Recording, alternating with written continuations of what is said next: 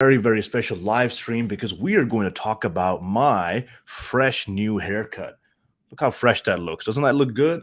So we're going to break down my haircuts, all the nitty-gritty tactics. No, I'm just kidding with you. Today, we are going to talk about Tony Robbins. This was probably the second highly requested request that I got when it comes to breaking down speakers and how they speak. So I want to go into some details about how he speaks more so in an interview setting. I know not a lot of us are going to go out there and do a motivational speak. If that's you, I wish you the best of luck, but that's not what I'm going to analyze today. I want to show you this so you can take some of the things you see him doing in the interview and apply that to your work. Apply that to how you have conversations with people, whether it's professionally, whether it's personally. Before we get into that, do go to freespeakingtips.com every single week. My team and I send out free tips, free tricks, free ebooks, free workshops, free everything to make you a better speaker. The reason we do this is because usually our client slots are fully booked and we don't want to limit the number of people we help. So go to freespeakingtips.com and get yourself started. Okay, if you can hear me, if you can see my amazing haircut, give me a yes in the comments so I know I'm not talking to myself for the next 30 minutes, and then we'll get right into Tony Robbins. You can see even Tony Robbins is so happy looking right at me in the screen. Tony Robbins and I go back a long time. We've had a lot of discussions and close friend. We don't talk now, but we've known each other. So I specifically took out this interview because he talks about entrepreneurship, he talks about leadership, and also the way he talks. There's a lot of things here that you'll be able to resonate with, and you'll be able to transfer that into your own speech. Okay, let's get going. Let's just play this, and then we'll see what we're noticing. As I'm playing this, try to take note. What am I seeing about Tony Robbins? What is he doing that I'm interested in, not interested in, and then we'll break it down. We're talking backstage, and you teed up a question that I think is part of every business owner's journey. And that is the art and science of overcoming the obstacles that you face. Yes. They are inevitable. Yes. They are existential sometimes. Yes. They are fear-inducing most of the time. What do you do when you hit one of the obstacles? Before we even get to Tony Robbins, that was a fantastic way to ask a question. Did you see how the interviewer focused on every single element, even used that gesture, took a pause between his questions? So by the time he was finished talking, his question was very, very clear. This is a sign of a very good interviewer as well. So I just want to point that out. Let's see what Tony has to say. Well, I think it's really important. First of all, it's great to be with you all here. I know you've had a full day, and I hope to add some real value to you in this brief time.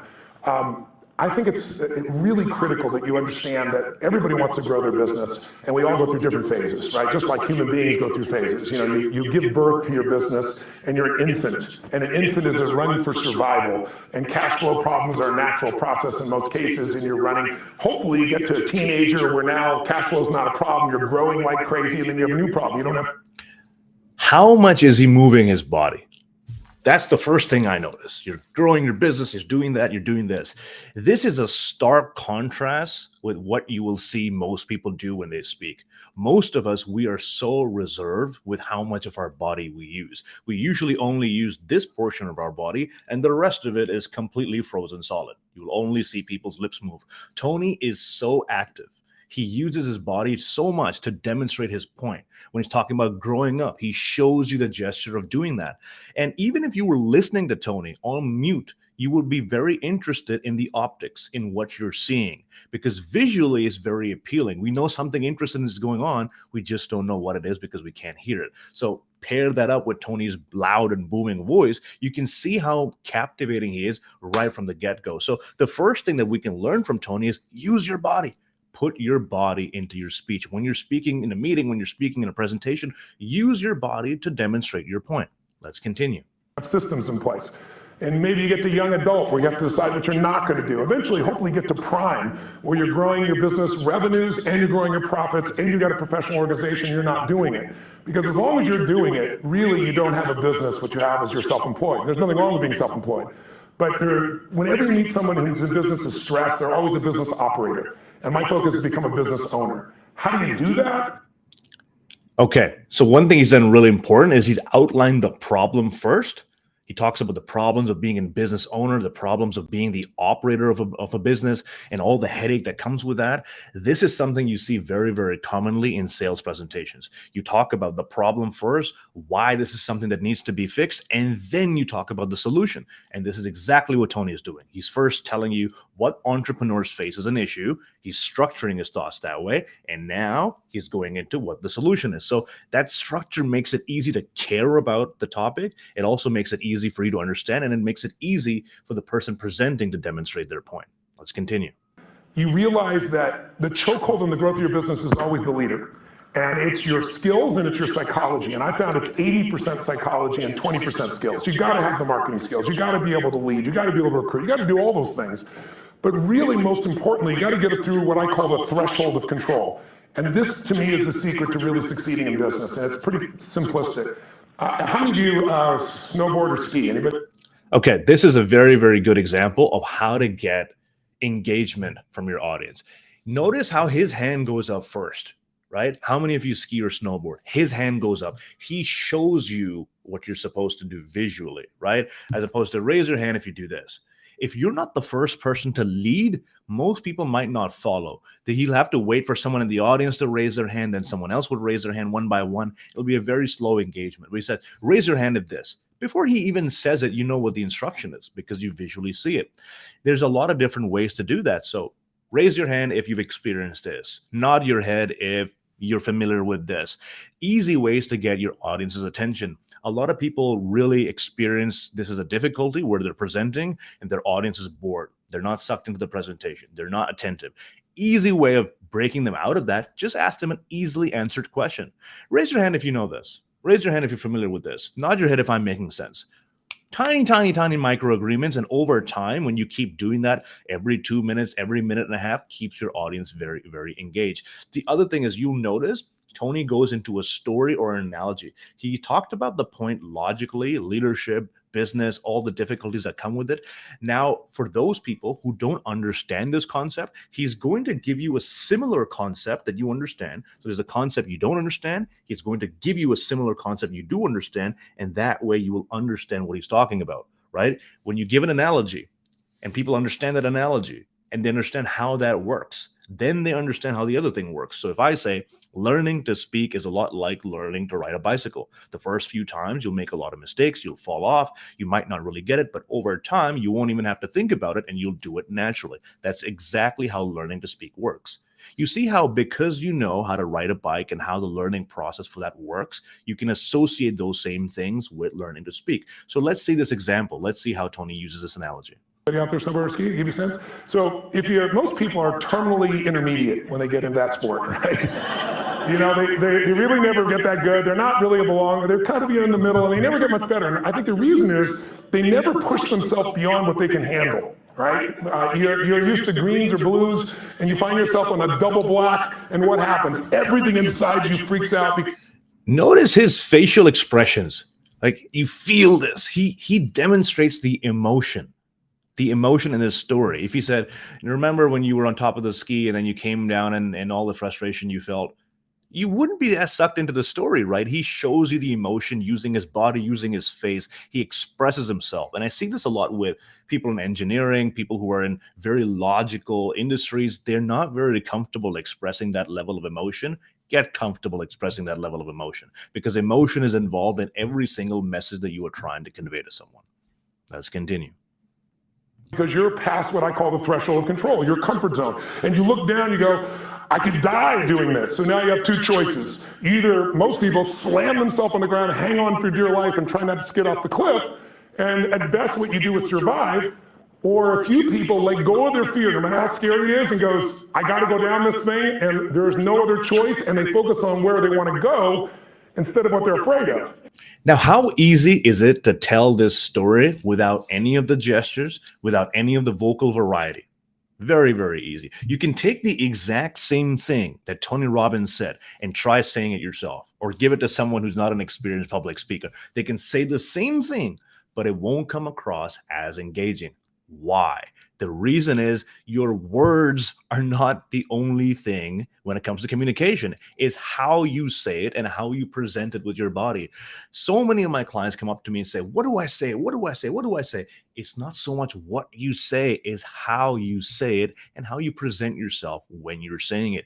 A lot of, you've probably noticed this in corporate, we are very excited to introduce this new policy. We're very excited with this new partnership we have with XYZ company. They present these ideas, but there is no excitement in their voice. They don't sound excited themselves. So if you're not excited about your idea, you're not excited about your story, how do you expect someone else to be excited? And this is something Tony Robbins does so well. He feels in his body the energy and the emotion that he wants his audience to feel. If I want you to be excited, I'm going to be excited, right? Because then I'm going to communicate that to you and you will feel that. If I am really sad and somber and I want to communicate that to you, then I'm going to talk like this. So you need to know, what emotion do you want your audience to feel, and feel that emotion yourself. His storytelling is so good, not just because of his structure, because of the actual story, but how he tells it. Notice the body, notice the voice. That's what makes the difference. And they find a way to carve. And once you carve a few of them, It's so easy to say, once you carve a few of them, he adds these gestures to complement the words that he's using. Try to notice that. Notice the relationship between the words that he uses and the gestures he uses. that double black is your bitch, right? You don't have to worry about that anymore, right? And so that's what happens in business. So for me, I can remember going and starting my first business in Vancouver, British Columbia, Canada. I got on a radio show. And this person was a shock radio show, and I didn't know it. And they started attacking me and saying I'm a liar and a charlatan. You can't do these things. And this therapist called me up and said, "You know what? I've dealt with people forever. You can't wipe out a phobia in less than an hour. It can take 7 years. I have a patient right now I've worked with for 7 years, and I've been able to solve this." And I said, "Great. Bring that patient tonight. I'm doing a free guest event at the Holiday Inn, and I'll take care of that." Very, very important thing here with storytelling. You might not have noticed. If you have, let me know. When you are talking about a conversation between two parties, it's very, very common for people to tell that story, to say, "I told him to give me this, then he told me that, then I told him this, then he told me that." There's never actual dialogue. What you notice from Tony is, she told me, "You can't fix this in 7 days. I have patients who've worked with me for 7 years." And then I told her, and he goes into his dialogue. It's actual spoken word. So when you have actual dialogue, actual spoken word, it sounds like it's a real conversation. It sounds like it actually happened. So for example, if you're talking about a new product that you're introducing and you say, "Our customers tell us that this is a problem, so we fix the problem." Instead of saying, "Our customers reached out to us and one of them said, every time I try to go to your website and I add something to cart, it never lets me go through. It never lets me check out. And I've done this enough times that I don't buy anything." So when we heard that, we knew we had to do something. So we reached back out to the customer and we asked, "What is something that you would need to make this a better product?" You see how that becomes a conversation? And it's so much more credible than he said this, then I said that. So whenever you get the chance, turn an actual conversation into spoken dialogue. Should take me 10 or 15 minutes. Right? and You do it? I did it, and I was able to do it. I wrapped a snake around this woman. She had a snake phobia. Phobia is an uncontrollable response. So because of that, I had people coming to these guest events like crazy, and I thought I hit the home run, right? And I did this big guest event. There was like 1,000 people there, which for me would be like, I don't know, 100,000 people in an event right now. And after I was done, a bunch of people signed up for my seminar. I did a free value-add event, and then I would invite them to come spend 3 days with me. And this man walks up to me, and he's from immigration. He goes, "A great seminar." He goes, "I'd like to see your work permit." And I said, "What's a work permit?" Notice that dialogue again, actual spoken word. Instead, "He told me that I can't do this." He could have said that. Or he asked me for my work permit. He said, "Let me see your work permit." Actual spoken dialogue. Right? You know, when you're in beginning business, you don't know these things, right? He goes, "Well, to work in this country, you need a work permit." And he said, "I'll tell you what, I got to see you tomorrow at 5:30. He goes, "Well, my seminar starts at 7. He goes, Notice the emotion. "My seminar starts at 7:30. You can see the emotion on his face when he's describing it. He's surprised. He doesn't need to tell you he was surprised. The way he acts when he's telling you that story, you know how he felt. "You'll be fine. Just, you got to be there at 5:30. He said, "I'm not asking. It's a requirement." So I show up at 5:30. I wait for half an hour. Now I'm starting to stress. And finally, I sit down with a guy and he says, "You're taking away Canadian jobs." I said, "How many Canadian firewalkers are there? Come on, that's what I was doing those days. And he said, "No, you teach NLP skills, neuro-linguistic programming, and these people have classes of 20 people and you got a class of 500. And so they say you're taking jobs, so your event is over." So what do you mean your event's over? He goes, "If you walk on that..." The size of those gestures, right? He maps his gestures according to the audience he's speaking to. If you are speaking to 4 people, you're not going to use these gestures, right? One of my coaches taught me, I cut up a cucumber. If you're doing the same thing in an audience, you say, I cut up a cucumber. Much bigger gestures. Same gesture, but much bigger version of it. So you have to use gestures in line with the audience that you are serving. That stage tonight, we will handcuff you and deport you. This is what I call a threshold of control. He says, "You're going to have to get the money back." I said, "I can't get the money back. I spent all the money to put on the seminar. I wasn't a good businessman." He said this, I said that. He said this, I said that. Actual conversation, actual dialogue. And I just wanted to help everybody, right? So I spent all the money to do it. And he goes, "You have no money? Well, you're going to have to deal with that." So I walked out of the building. I have 40 minutes. People are... Now, one really important thing about a good story is to dig yourself into a hole, meaning create such a big problem where people think, oh my God, how is he going to get out of that? How is this person going to overcome this issue? Most people, when they tell a story, when they're talking about a product or a service that solves a particular problem, they gloss over that problem. They only talk about the features. They only talk about all the traits. They only talk about all the modules and the individual components. They don't talk about the problem. What Tony is doing by telling you this story is he had this giant seminar of 500 people. Now, this immigration agent comes to him and says he can't do it. 5:30 the next morning, he has 500 people who've signed up and he can't do the webinar. What is he supposed to do? Seminar. I guess there's no webinars back then. So what is he supposed to do? Now you know there's a giant problem and you can wait to figure out how he solves that problem. Good storytellers will always have a huge problem, and that's when they tell you what actually happened to fix that problem, the payoff is really big. Let's continue. We're going to arrive. I can't go on stage. What do you do? You see how he's building up that problem? I told my 3 staff members, 2 of which were volunteers, what happened. They're like, and I continuously building up the stakes, keeps digging that hole. Said, "Here's what we're doing. I'm doing this seminar." And they said, "You're going to go to jail." I said, they said, facial expressions. The facial expressions show everything. He doesn't have to say they were so surprised. They said, you see what I mean? This is the power of your body language. This is the power of using facial expressions when you tell a story. "I'm not going to jail." I said, "How close is the border?" True story. And they said, "Well, there's a place called Bellingham, Washington. It's about an hour and 40 minutes. I said, "Rent me 6 buses and I'll meet the people out front before they go in the hotel. This is not a problem." I met everybody up front. I said, "This is a traveling seminar. It's a surprise, right?" We're going to Bellingham. We're going to America. And it was a 3-day seminar. We had to go and come back each day and night for 3 days in a row. I got all but 4 people to agree to do it. And then I got to Bellingham, Washington, at the Holiday Inn there, and there was like a bar mitzvah or a wedding or some stuff next door, and it was so loud you couldn't hear anybody. And so I said, "Just lie on the floor, close your eyes, I'm going to hypnotize you into this shit," right? You know? But so what happened was you learn how to get through that, right? And we learn how to be resourceful. When you realize that your problem is not a lack of resources, it's not a lack of money or technology or contacts. It's not. It's your psychology. This is the most important part about his entire story. He tells you a story to drive home a point.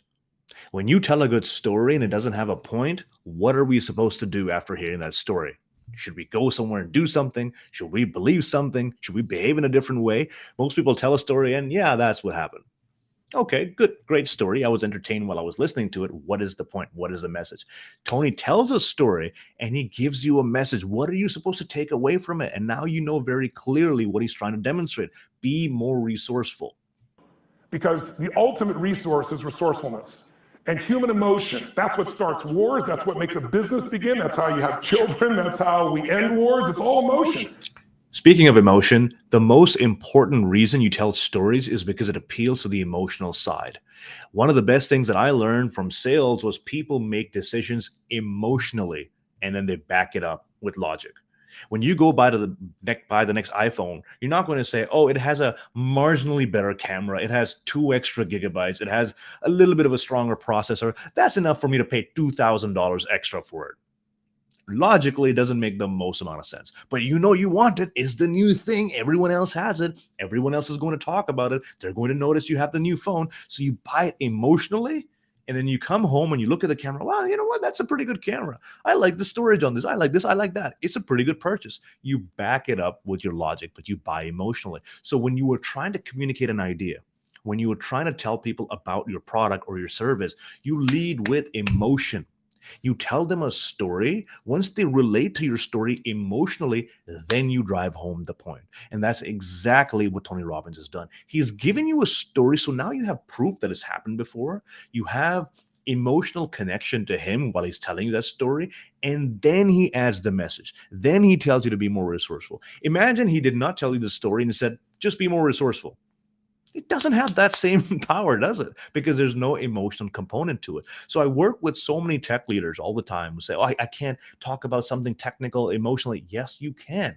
There's an art to it. There's anything in the world can become a story. If you have a product that someone has used and they have gotten life-changing results and their business has changed or some way has had a positive impact, that's a story. Right? You can tell people that. Let's take an example of a product. So let's say we're talking about Calendly here, the calendar booking app. Let's say I want to talk about that and I want to make it emotional. So I could say our app allows you to book meetings every 2 hours and you can send the link to whoever you want to book the meeting with and they can book in a time for you and it's going to be very good.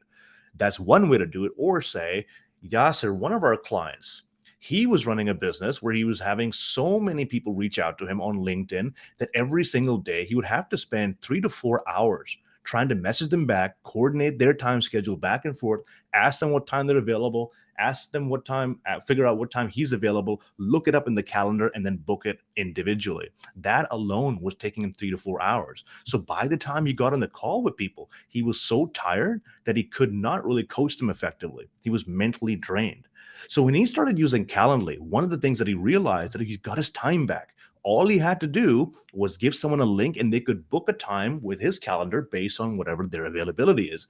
What we noticed is every single week he saved 7 hours a week of his time. Every single week, that's 28 hours in a given month. He has more clarity and he reached out to us, say, Calendly, your product has solved a problem for me that I've had for many, many years. And now I can work my business stress-free. That's the problem that our product solves.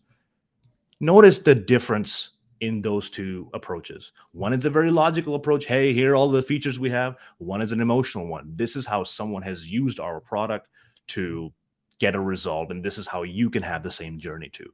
So you really need to get good at emotions. You need to find something technical and you need to find a way to tell that story in a more emotional way. Let's continue.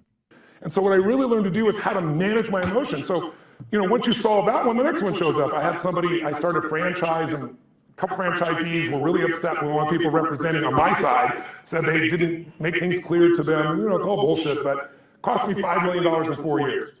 I thought the first one was like a $50,000 challenge. Now I got a $5 million challenge.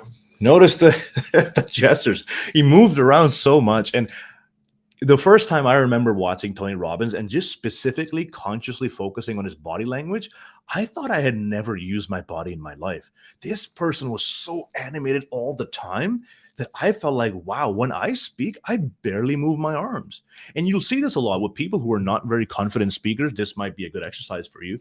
When you are making your gestures, a lot of people will make their gestures within their shoulders. So their gestures will look like this, very, very tiny gestures. And when you are trying to be more confident people usually tend to take up more space, bigger gestures. Don't be afraid to do all this outside your shoulders, right? So if you are someone who's practicing your speech or you're practicing for a presentation, try to rehearse and notice, record yourself.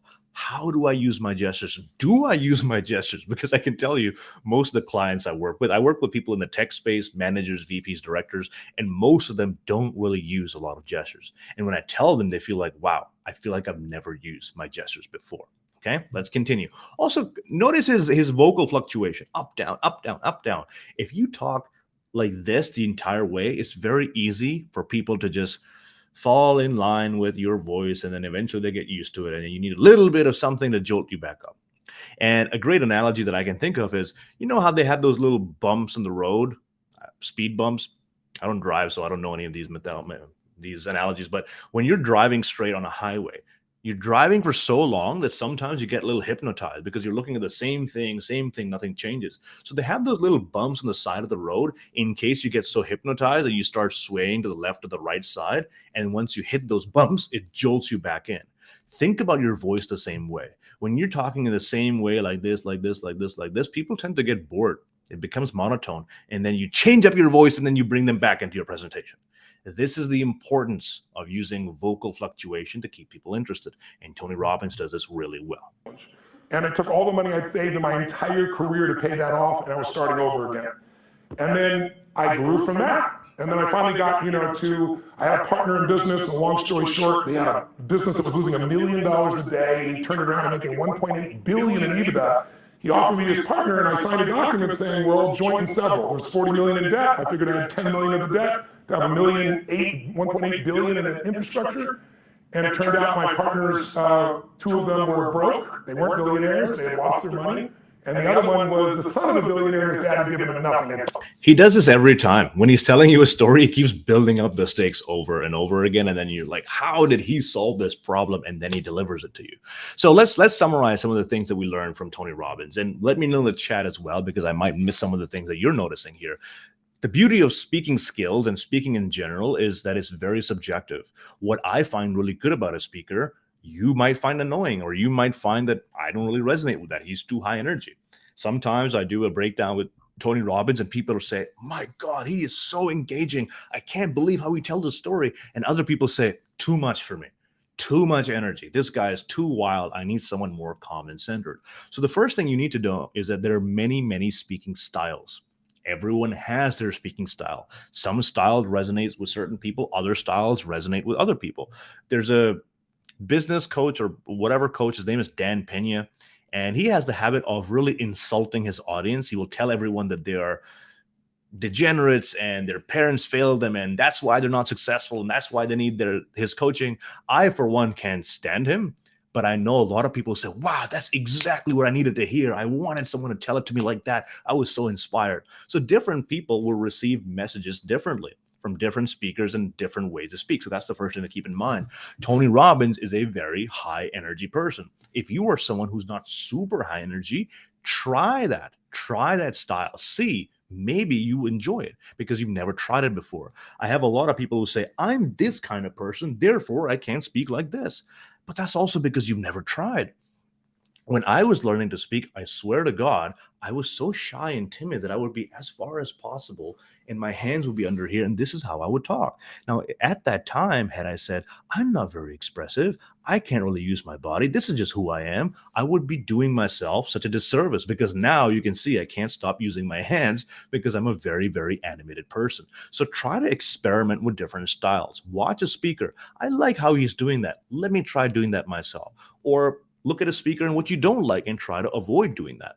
What Tony Robbins really, really does well is his body language. We all saw that. Really, really demonstrates big body language gestures, shows a lot of confidence too. His voice goes up, down, up, down, up, down. And every time you're getting a little bit bored, Raj says it's rumble strips to alert the driver. He has that rumble strip where immediately you're just jolted right back in the story. You're not bored at all. And then his storytelling skills are so good that he paints a problem that's so big that you can't help but think, how does he do that? How does he bring the audience into that story, and how does he solve that, right? So these are things that you really have to learn. The importance of storytelling, I cannot put more emphasis on how overlooked this is in the industry. Every single time that I work with my clients, they tell me, I'm telling this message to my clients. I'm telling this message to my VP. I have this new project that I want to work on, but they're just not buying in. What should I do? And every time I look at that presentation, it is completely logical. Now, if you remember, people make decisions emotionally and they back it up with logic. You know you need to have some emotions in there, okay? And don't tell me we don't have emotions. If you are a human being, then you have emotions. All of us have emotions, except maybe Mark Zuckerberg. I'm not quite sure about him. Just joking. I'm sure he does too. Next thing you know, I got banned off of Instagram. I hope you enjoyed this, by the way. Let me know in the comments that if this was of value to you. I love doing this. I love providing free value. A quick note before we conclude, two things. One, if you want free speaking tips, you can find this website here. unlimited freaking tips. Yeah, you know what? I'll send you some freaking tips too. Unlimited speaking tips for as long as you want. Every single week, we'll send you tips, tricks, exercises, workshops, ebooks, whatever. And if you are a corporate professional who works in the tech sector, you are a manager, you are a VP, you are a CEO or CTO, whatever, we're also doing a free training specifically for you to teach you how to speak like a leader, a lot like Tony Robbins. If that is something you're interested in, just send me a DM. Interested, and I'll send you the invite for that. Folks, thank you so much for joining me in today. I'm going to do another one maybe next week or the week after that based on your recommendations. Let me know when you want to see next, and we'll see you next time.